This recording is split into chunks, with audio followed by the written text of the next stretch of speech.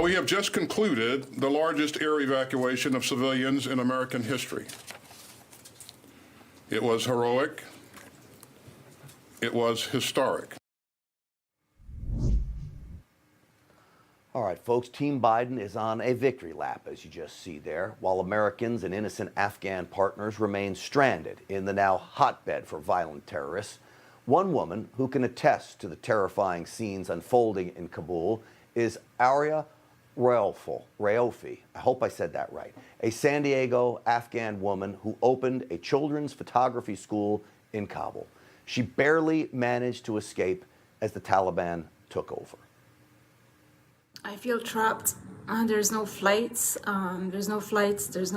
I don't know. Embassy's closed. If anybody could please help, I know. I don't know what I got myself into. Joe Biden left her on her own. That is criminal, in my opinion. After being shot at and nearly trampled by the crowds, Aria finally managed to escape Kabul on her third attempt with help of a U.S. special agent. But she sadly left friends behind who are still trapped now with a nation overrun with these terrorists. Aria Raofi joins me now. Aria, welcome to the program. I'm so glad you're back home safe. Thank you so much for having me. So I want to make sure I got your name right, did I? Yes. All right, good. So why don't you tell me, Aria, Joe Biden was telling us all you have to do is show your papers at the checkpoint, and as an American citizen, boom, you're right on into the airport. First of all, I just want to clarify that I'm not affiliated with any political parties, but I could only speak from the truth and my experience. The two people that were helping me, one was, a woman, a girl named Christina from Facebook, and another special agent. And they were giving not accurate information, and they were doing everything to help me, flee and escape. That was not the case at all. It was terrifying. They didn't care if I was an American, if I was a U.S. citizen. So it was literally, you had to risk everything. And if you got lucky to, get behind the gate and to be with the U.S., with the Americans. So it was really, it was very terrifying experience, and what I witnessed, what I went through. So yes, they're not being truthful as far as for the U.S. citizens to get out of Afghanistan. Do you think America turned its back on American citizens there? They left you stranded, hung out to dry?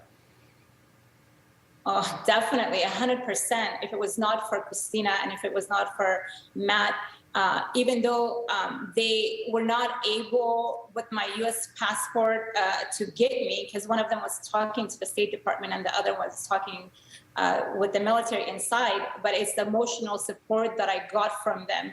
It's the push that I got from them.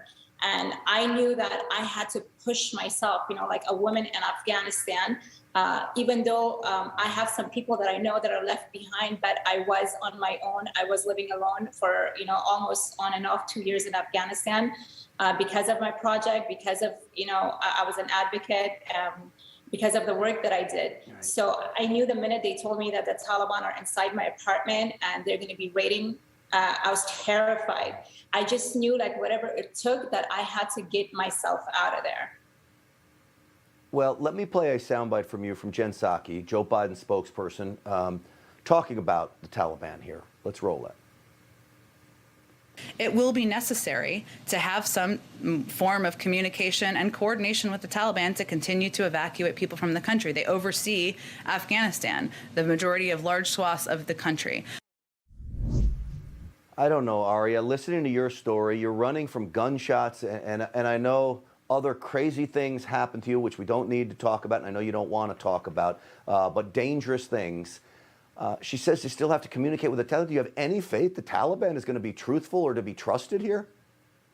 I mean, because I have people back, I can't say much, but when you look at them, what do you see? For me, I'm sorry to say it, and I just see savages, and there's people that are celebrating them in Pakistan. And, Afghanistan had such a great relationship with America. What the Afghanistan that I was in, it was thriving. They were allies with the U.S. They were supporting the U.S. military, and these other countries couldn't stand it because, they don't like America and Americans, but the Afghans stood by America. And unfortunately, now they're paying for that, with their lives, with their families, with their children. Aria.